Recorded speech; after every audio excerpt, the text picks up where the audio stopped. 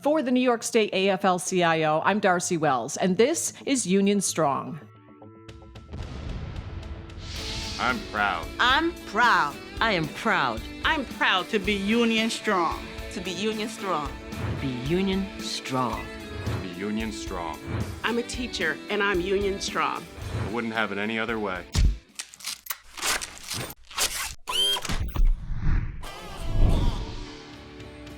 Melinda Person is an educator. She's a mom of 4. She teaches yoga in her spare time, and she's an Ironman triathlete. She's also the new president of the nearly 700,000-member New York State United Teachers, the largest union in the state.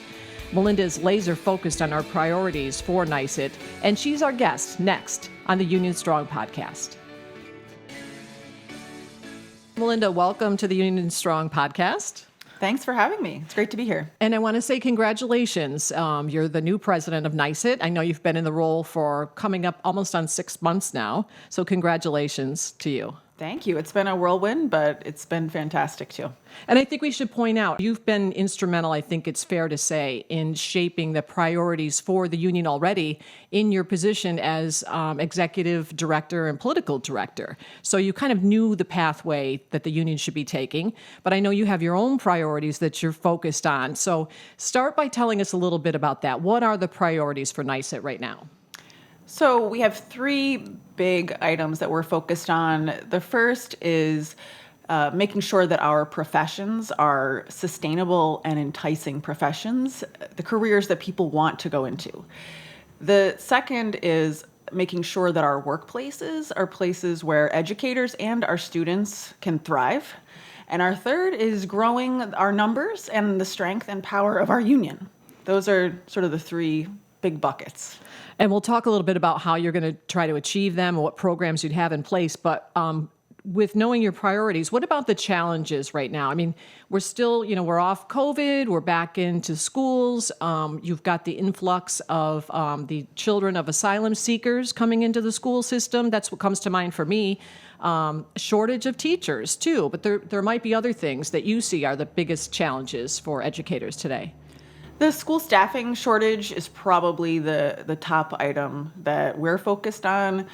We want to make sure that the best and brightest are going into the education profession. And right now, we've seen a big drop-off in people going into teaching.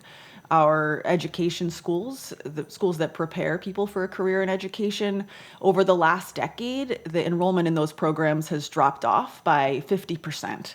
And so not only are we having people leave earlier than we would hope, we also are not feeding the pipeline the way that we need to for the future. So what can you do about that? So one of the things we're trying to do is keep people in the profession. We are trying to change working conditions for our members such that they feel like they can stay. And things have really improved since the pandemic. We're starting to get back to normal, but our members are still reporting that their jobs are really tough. Kids are coming to schools these days with a lot more needs, mental health issues that are unprecedented. It was rough before the pandemic, but it's gotten significantly worse. And we also see kids that are coming with higher rates of poverty, food insecurity, housing needs. They're coming to in the school door with needs that are beyond educational. And so we are making a big push for investment in community school programs so that kids can come to school ready to learn with all of their needs met. And what about the children of asylum seekers? How are we able to handle that? So public schools are uniquely prepared to accept students because public schools have a history of welcoming all students. So we have seen real community support for all of these new students. Our members are showing up not only for the students' educational needs, but even here in the Capital District, all of our members showed up to take care of families, making sure that they had clothes, that they had necessities for their new housing conditions, right? That's what our members do. We now need the state and federal government to follow through with some funding for the schools because we do need more staff so that we can accommodate all of these new students. Sure. And we need it in the current year, not in the future, because we don't want to have a negative impact on the system. We need to resource these schools now. So you mentioned a little bit about what the teachers are facing and what you're trying to do about it. One of the things that what you were able to accomplish in the past session, and I know you're with the governor not too long ago with the bill signing, and that was on the workplace safety Fighting issue. for our teachers, you're fighting for our children, because they are the beneficiaries of the teachers who are in those classrooms. So Melinda, thank you. Thank you for fighting hard for some of the legislation that we are signing already today. These two bills that the governor is signing today are important steps to improve the profession and to improve our public schools here in the state of New York, to make them the strongest and the best that they can be. Tell me about those victories. Yes, that is one of my proudest moments, was when the governor signed the Workplace Violence Prevention Act. So for those who don't know, back in 2006, the Workplace Violence Prevention Act was passed, but for some reason, schools were excluded from those protections. And we've been fighting for almost a decade now to get schools included in that law, because our staff deserve violence-free schools, right, as well, not just other workers. Okay. So getting that bill signed, we will now be able to work with the Department of Labor to make sure that there are prevention plans in place to keep our members and the students that they serve safe. And talk to me a little bit too about this is a huge issue that was years and years in the making, and that is fully funding foundation aid, which I know you had involvement in like right from the beginning. So explain a little bit about what that aid is and what it took to get fully funded finally. So the fight for foundation aid has been a 30-year fight. So when I say it's been a long time, this is not just hyperbole. 30 years is a long fight. And it started with the campaign for fiscal equity lawsuit back when I was in high school. And there have been fights at the court level and the legislature to get funding for schools so that all students could have a sound basic education. That's what our state constitution guarantees. And every year since we've been in this fight, we've been told, well, there's not enough money, we can't afford it. And finally, Governor Hochul actually fulfilled this 30-year promise. So this is a huge win for us. And now there's a lot of people who are out talking about the need to revise the formula and update the formula, which is all true. Right, because it took so long to get here. Yes, but I'm still in the space of let's just celebrate this 1 year that we got it funded, and then we start revising it next year. What about moving forward legislatively? What are some of the priorities that NYSUT has? One thing we've been talking about this month is a bill that would limit school temperatures. We had quite a heat wave here in New York in September, and I visited schools where the classroom thermostat was registering 95 degrees.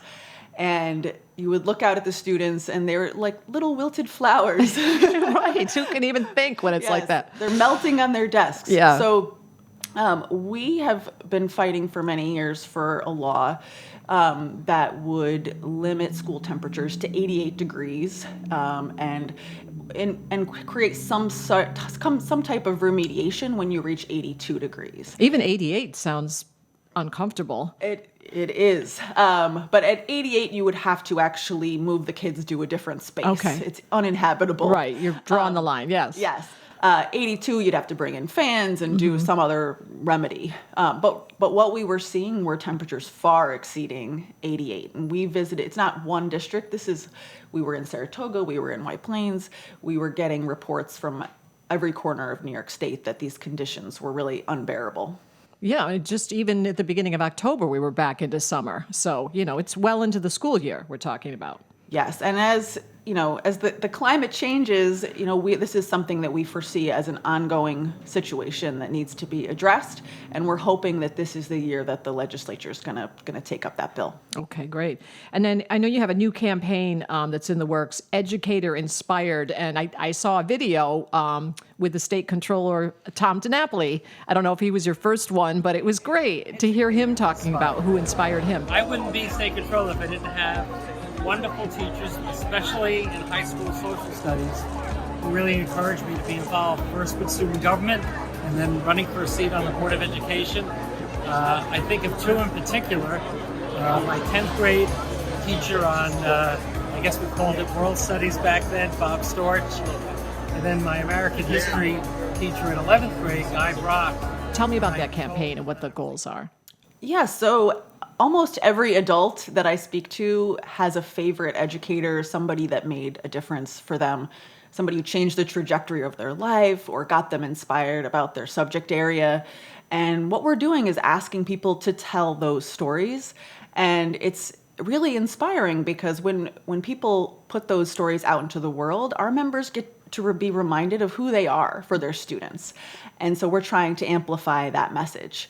So do you have a favorite teacher that you would want to share about? I have someone who comes to mind. It was my photography teacher, Mr. Taylor. But I don't know if that counts because that was just fun, right? That was a fun class. It was photography class. Fun classes still count. Yeah, and I really looked forward to it. But he taught me a lot, and he made it fun. And so I enjoyed it so much. I ended up, when I got out of high school, that was one of the first things that I did. I got into photography. So it really stuck with me. And I still use those skills today. When we tell those stories, I've had the pleasure of actually taking those stories and then sharing them with the educator who was being spoken about by by a former student. That's nice. You're going to bring in it full circle. Oh, it is so lovely to see them see themselves through their students' eyes. It's really inspiring. That's great. Anything else you want us to know about what's to come ahead for NYSUT? Any particular priorities maybe that we didn't cover people should know about?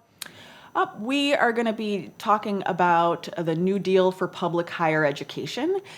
In New York State, the funding for public higher education has been on a multi-decade trajectory downward, and we want to turn that around. We know that public higher education here in New York State is one of the crown jewels of New York, and it serves communities. It provides employed workers for all of the industry here in New York, and the drop-off in funding over time, the failure for it to keep up with inflation is placing more and more of the burden on students, and it's also limiting access. So we're asking for a multi-billion-dollar investment in public higher education here in New York, so you'll be hearing us talk a lot about that this year as well. Okay, great. And before I let you go, I just have to say a little bit about your background coming into this, your personal side of Melinda Person, if you will, because it's pretty impressive. I had 2 kids.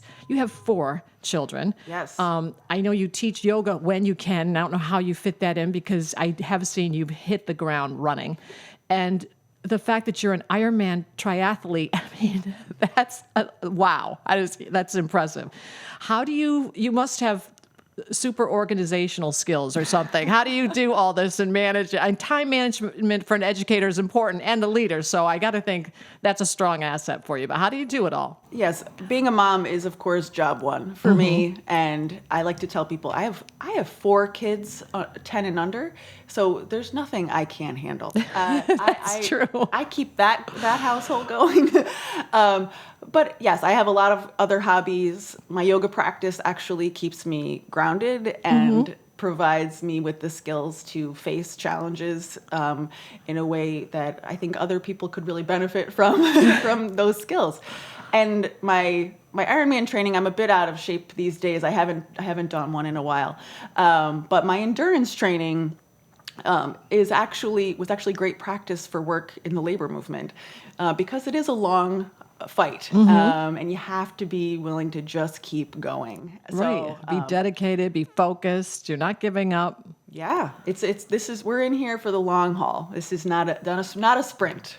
Fantastic. Well, thank you again for coming on the podcast, Melinda. I appreciate it. Melinda Person from the New York State United Teachers. Thank you. Thank you.